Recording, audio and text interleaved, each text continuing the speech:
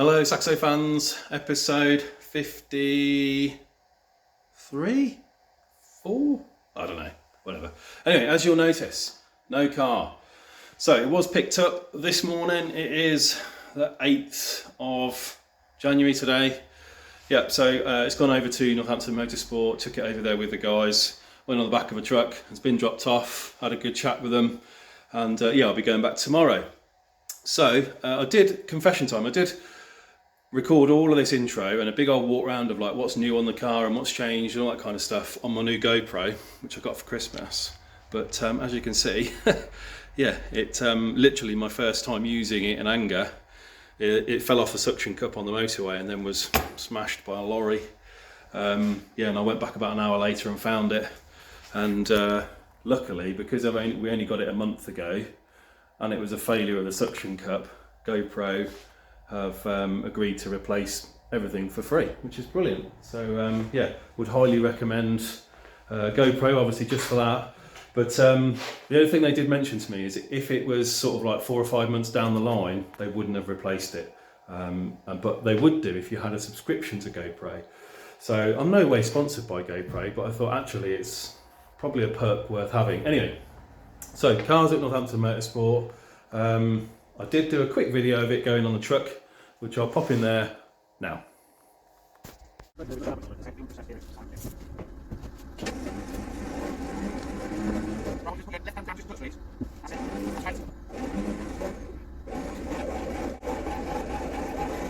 slide left hand down, just slide. That's it, lovely.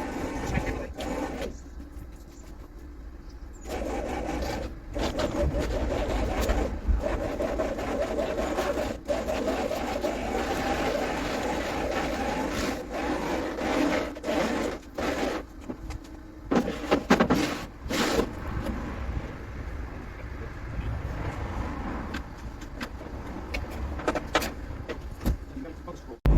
Well then guys, just had the call from Northampton Motorsport. The car is ready for the dyno. Now, all of my anxieties and all of my fears about something going horribly wrong have just been ever so slightly eased a bit, because knowing how expensive dynos are and how expensive dyno time is, they wouldn't put a car on the dyno that they didn't feel was ready. So I'm assuming this morning, they've had sort of 5 or 6 hours with the car already, they've done the tracking alignment and they've got the car into a position where it's ready to do some actual movement. So in a way that's really good sign. So I'm feeling ever so slightly better. Don't get me wrong, we're still on a 9 out of 10 fear scale, because obviously I want it to be right. But yeah, I was feeling slightly better as every hour goes by throughout today, and obviously I'll know a lot more by the end of the day. Yeah, so we're going to head over there now, and hopefully, I don't know, maybe we'll witness some of the running in mileage perhaps. Yeah, they might have already done some of that, I'm not entirely sure, so we'll see. And potentially they might even be doing some of the mapping today, maybe tomorrow. Now, these guys are really experienced, not only with the Emerald that I've got on my car, but also with Saxo's 106s running turbo, looking for the sort of power that I'm looking for. So in fact, the chap that I spoke to at Northampton Motorsport, a guy called Martin, really good, has actually got a 350 horsepower 106 himself. So you could almost take his map and put it on mine in a way. But yeah, anyway, so I'm hoping that their level of expertise and experience will really pay off here. So I'm going to get myself over there. Next time you see me, should be in front of the car. Let's do it.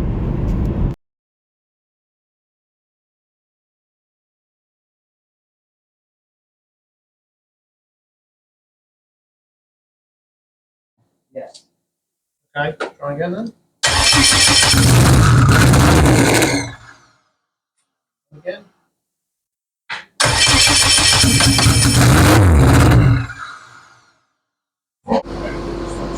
Yeah.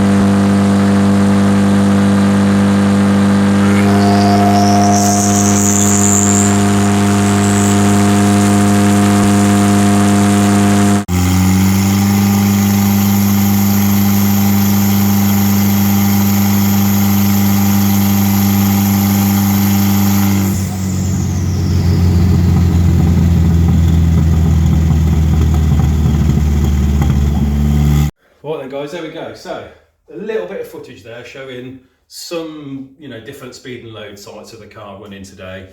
It's not the super exciting day today. Today's just sort of, getting the running in mileage done, making sure everything's happy, and we're, there's no serious problems. So not super exciting on day one. It's probably the most stressful afternoon of my life.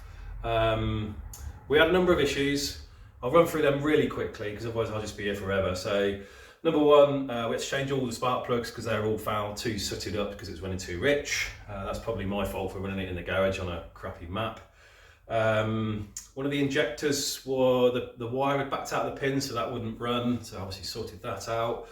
The fuel filter was on the return side to the swirl pot, it needed to be on the feed side, so it pushed through the filter. So with a little jiggery poker, we had to swap the feeds swap the two lines in the bulkhead, swap those around, and then turn the filter around. So that sorted that issue. The in-tank fuel pump, the polarity of that was wrong, so it wasn't really supplying enough fuel to the swirl pot, so eventually you'd lose fuel pressure at the engine. Sorted that out. Couple of issues around leaks. So the Thermotech gaskets I've got on top of for the cam covers, they're weeping, and obviously when you're sitting there watching your engine at 3,500, 4,000 RPM, and you can physically see it just sort of starting to weep out. Yeah, it's a bit worrying, but I think we're going to limp through on that, and obviously I'll sort that out when we come home. And then the coolant pipe that comes out the side of the thermostat housing goes to your heater matrix. That's quite an old pipe with quite an old clip on it, albeit, I cleaned the clip up and plated it and all that kind of stuff. I think the clip's just relaxed a little bit, so we're going to swap that out and put a new clip on there, a new Jubilee, whatever. Yeah, and that's about it. Oh, and the other thing was the coolant sensor. So the temperature sensor for coolant wasn't calibrated in my ECU, and the easiest option was actually just to fit an Emerald coolant sensor. So that's done now, so proper coolant temperature and everything is working. So that's a quick summary of day one. Obviously the most stressful day of my life, seeing everything that I've been working on for the past 3 years, really working hard. Yeah, so go back again tomorrow. So tomorrow, obviously, bit more speed, bit more load, and then hopefully we'll get into some power runs and we'll set the maps up. But there's definitely some things to improve on already. I know that now, and I'll talk to you about those at the end of the video. But for now, let's just get into day two, and we'll make some more noise, and hopefully it's a success. You're going to find out with me. Yeah, day two.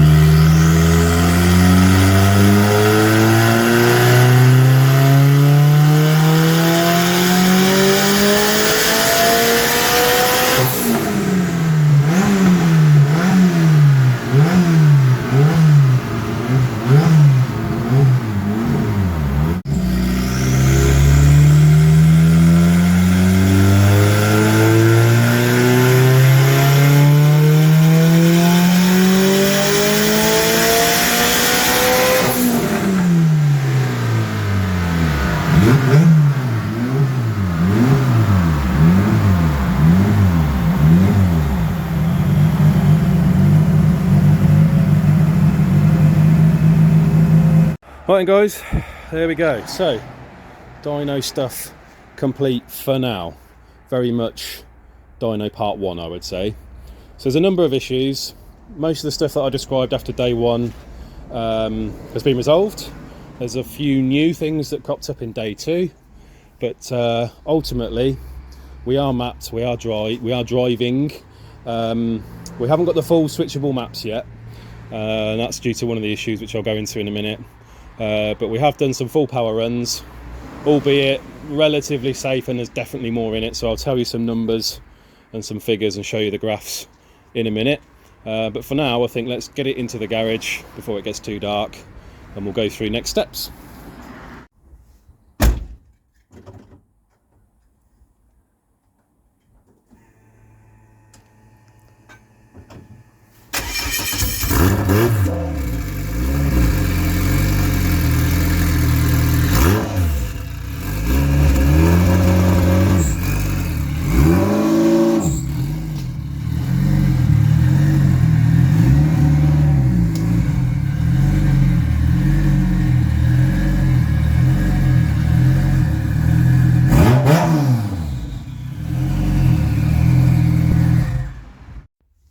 Morning Saxo fans, back in the garage and we can crack on.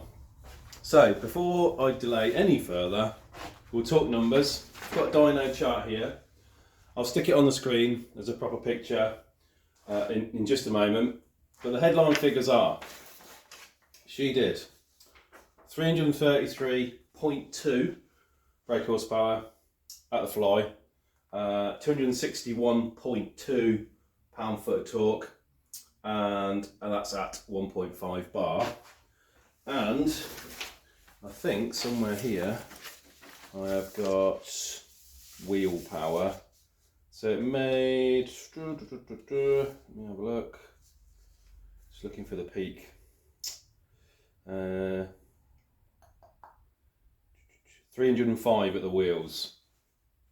Yeah, 305 at the wheels. So yeah, I mean, pretty healthy power.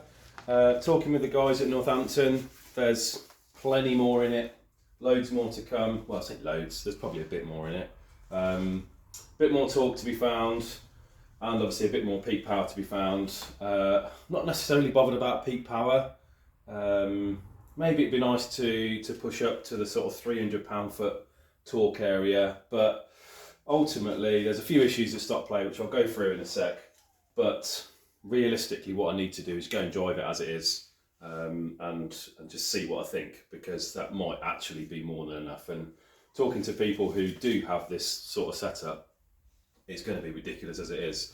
So I might actually just be perfectly happy with what I've got. So I think at the moment I'm just sort of going to ignore the figures. They are what they are, and it's all going to be about feel. So yeah, anyway, so just to reiterate, 333 horsepower, 261 pound-foot torque at 1.5 bar.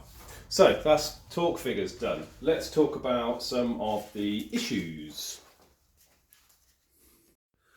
Right, just change the camera there so we can have a little look at what's going on. So I've split my issues list, and it's reasonable, into absolute must fixes and what I'm going to call post mapping improvements, or let's call them nice to haves. So first thing really is to sort out a couple of minor leaks, so cam cover oil leaks. It was leaking from the Thermotech gaskets, just in the corner here, and in a similar corner on the inside, just under the coil pack cover. So I've got a couple of ideas on those. I mean, I can chuck a new set of Thermotechs at it. They weren't brand new. And then I can always try and put some silicone on those as well. Failing that, you can machine off the little, I don't know what you call them really, it's like little bosses under there that locate the gaskets and then seat them just with silicone. So I could try that. Relatively straightforward. I think that's probably going to be one of the easier fixes to resolve. Problem 2, now this only really, sort of only really came into play yesterday. I don't know if you'll be able to see it, but around the oil cap, it was seeping oil because I've got the textured paint. Obviously that means the rubber silicone doesn't sit completely flush, so it was just seeping through. So what we did on the dyno was just sort of cut. In fact, if I take that off, you might be able to see it. You can just see maybe I've cut essentially a lot of the paintwork away from where the seal sits, and that did improve it quite a lot, but it still was seeping. And I know these are a relatively weak point, I think, with that. So I think it's quite common to seep oil past those. So I need to come up with a solution that will improve that, and I've got a few ideas. So again, nothing too tricky to worry about, and it was only really at really high RPMs. I need a little water leak from the thermostat housing, just in the back corner. It was just dripping, sort of, once every minute, but a tiny little drip, not even enough to create a puddle throughout the whole day on the dyno. So yeah, tiny, but obviously needs sorting. I noticed the oil cooler, you can't see it, it's just off the bottom of the screen, but oil cooler fitting was just weeping, and it was just moist on my finger. So yeah, I'll have a look at that as well. But the biggest one, and the reason why I've only ended up with one power curve, is because, and I'll try and show you this on the plot, is essentially the wastegate is stuck closed, which means everything goes through the turbo. It's all the boost or no the boost. So if you look on the plot here, if you look at the blue line, see the boost is just continuously climbing. So what we really wanted to do was to fix boost at 1 bar, and obviously then work on improving the torque and all that kind of stuff.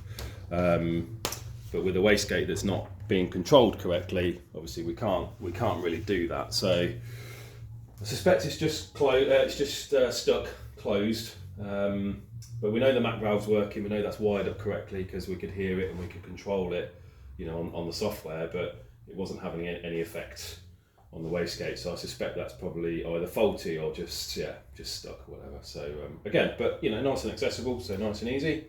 And then it's just into some little bits really. I need to fill the power steering with some fluid and plug the pump back in. Again, very easy. I need to tweak one of the hard pipes because it's very close to the steering arm at the back. I think when I go through suspension travel, it's probably going to hit it. So yeah, a little tweak on that. What else is there? I think that's probably the vast majority. Just tidy up a little bit of the things that were, things like a little bit of cabling in the way of the gear shift and that sort of stuff. But I mean, other than that, that's the worst of the absolute must fixes. I'm really happy to sort of come away and it's all in one piece and there's no bits on the floor. So that's all good. Right, and then onto the absolute, nice to haves. That's it, nice to haves. Let's just get onto those. Right, nice to have list then. So, first one really, you probably saw it from the video, but you see the sound on the dyno doesn't really do it justice, but this thing is just so loud, deafeningly loud. We only really hit it into the limiter once, but when it did, I've never had anything like it. It was just phenomenal. And realistically, it's just going to get me all the wrong type of attention. And I always knew that this system was, short, going to get me to the dyno, get the car running, get the car mapped and all that kind of stuff, and makes shaking the car down a lot easier. So if you go back to those videos, you'll see I mentioned about making a full system. So at some point in the next month or two, I'd like to make a full system. So I'll do that. The other one really that's probably, I should have listened to people, but just didn't think it'd be that bad, is the fuel lines on the inside of the car.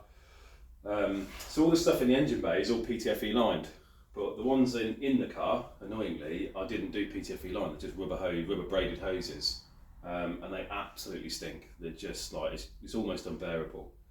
So I will tidy those up. I want to just reroute a couple of the pipes as well and just make it a little bit neater, maybe put it on some nice brackets and that kind of stuff. So I'll improve that over the course of the next few weeks. And the other thing that Northampton Motorsport were quite keen on seeing was, two things really. Changing the fuel rail for a nice billet one, and obviously that would give me a few different injector choices. They said that would benefit the package. So again, nice and easy to get to. So I can look at doing that. And then the other thing they said was that because I'm on quite a large injector, I think it's a 660 or 690, I can never remember. At idle, it is a little bit fussy. And that's because you're into such small openings of the injector, it doesn't like it. It's in a non-linear region of the injector. You're at minimum pulse width essentially. So it either is a little bit too rich or a little bit too lean, and that can change depending on the injector, because the minimum pulse width is not consistent and it's not linear. So it is a little bit lumpy at idle sometimes. Sometimes it's great, sometimes it's not so great. But I mean, it's absolutely fine. It's not going to cause any issues. But what we can do to help that is go to sequential injection, which means putting a sensor onto the cam wheel and wiring the injectors individually to their coils rather than into pairs, into their drivers, sorry. So that's something I'll look to do as well. But again, you know, as I say, these are all nice to have, so I don't have to do any of this, I can just leave it. But obviously, you know, it's a continuous improvement type scenario, so that's about it really. I mean, they did make some comments about, you know, leaving it on the original suspension that's not adjustable. But obviously I wanted it, you know, on non-adjustable suspension because it's going to be a road car, so we'll see how it is. But I want to drive it now. Essentially, I'm just going to do the basic stuff, get out on the road, try it, see what I feel, and then go from there really. But the next sort of episode or two will probably be on making some of those improvements that I've talked about, and all about aiming to get it onto that first road drive, which, given where we are at the time of the year, it's what, middle of Jan now, be nice to try and aim for tax and MOT and insurance, perhaps, you know, at the end of March, ready for April. I think that's probably what we're aiming at. But yeah, we'll see how we get on. But anyway, so just to reiterate then, and I'll pop this graph on the screen at the end of the video, but 333 horsepower, 261 pound-foot of torque at 1.5 bar. So there you go. I feel like that's a massive step in the journey. It's all in one piece. It was the most stressful 2 or 3 days of my entire life. Yeah, really pleased. So anyway, thanks for watching and sticking with me. Thanks to Matt as well for coming down for the day and holding my hand. And thanks to everybody who's helped me on the way, obviously, to get to this point. It's, you know, a culmination of a lot of people's support and advice, which obviously has made a huge difference. So thank you to all of those. You know who you are if you've been involved. Right, see you for the next one.